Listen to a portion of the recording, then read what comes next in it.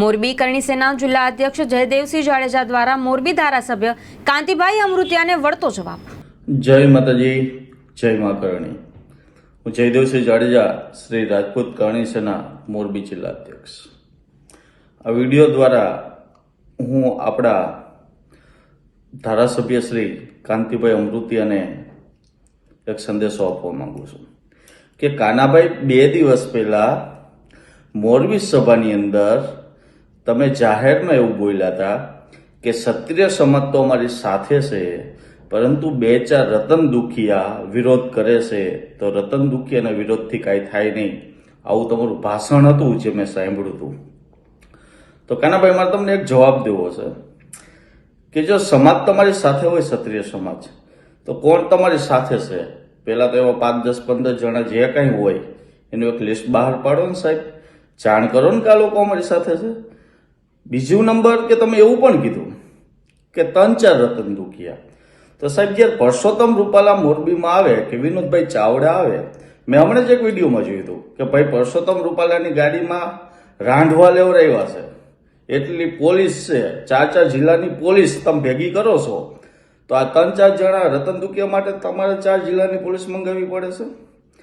આપણા પ્રધાનમંત્રી શ્રી નરેન્દ્રભાઈ મોદી રાજકોટની અંદર સભા નથી કરી શકતા, તો શું આ 3-4 જણાના હિસાબે સભા નથી કરી શકતા?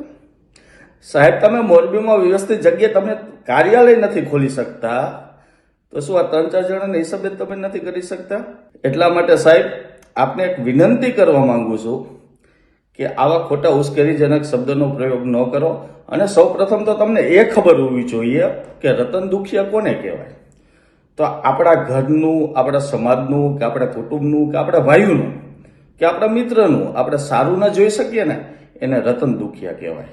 તો સાહેબ, તમે જે 3-4 જણા કહો છો ને, એ 3-4 જણા નથી, પણ આખો ક્ષત્રિય સમાજ છે. ક્ષત્રિય સમાજની સાથે અન્ય સમાજ પણ છે, અને પોતાની માટે નહીં પણ સમાજની માટે લડાઈ લડે છે.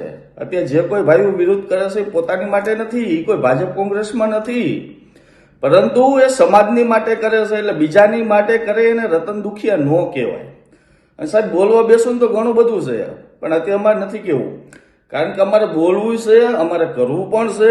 પણ સાહેબ, અમે 7 તારીખની રાહ જોઈને બેઠા છે કે 7 તારીખે ચૂંટણી પતે ને અમને બધું ધ્યાનમાં જ છે, કોણ શું બોલ્યા, કોણે શું કર્યું, આ બધું ધ્યાનમાં છે સાહેબ. બીજું વધારે મારે કંઈ નથી કહેવું. પણ સાહેબ, પાટીદાર આંદોલન વખતે પણ આપ પોતે જ ધારાસભ્ય હતા મોરબીની અંદર, અને પાટીદારો સાથે શું થયું છે? તો સાહેબ, રતન દુખિયા કોને કહેવાય? એ સાહેબ, આને રતન દુખિયા કહેવાય. આ તમે બધું જોવો, મારે કહેવાની જરૂર નથી સાહેબ. વિના વાક્યે પાટીદાર સમાજમાં જે માણસો નિર્દોષ હતા ને સાહેબ, એના ઘરમાં જઈને પોલીસે અત્યાચાર કર્યો છે. જે આંદોલન કરતા હોય, જે એની વચ્ચે હોય, સાહેબ સમજ્યા, ચલો કાંઈ કાયદો તોડ્યો હોય, કોઈથી ભૂલ થઈ હોય અને કાંઈ થાય, પરંતુ સાહેબ નિર્દોષ માણસોના ઘરમાં જઈને પોલીસે અત્યાચાર કર્યો છે સાહેબ, માણસોને માર્યા છે સમાજમાં.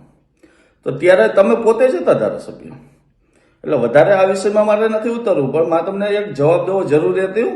અને હું હજી આપને સમજાવવા માંગુ છું કે સાહેબ, 2-4 રતન દુખિયા નથી, પણ આખો સમાજ છે, અને આખા ક્ષત્રિય સમાજની સાથે અન્ય સમાજ પણ છે.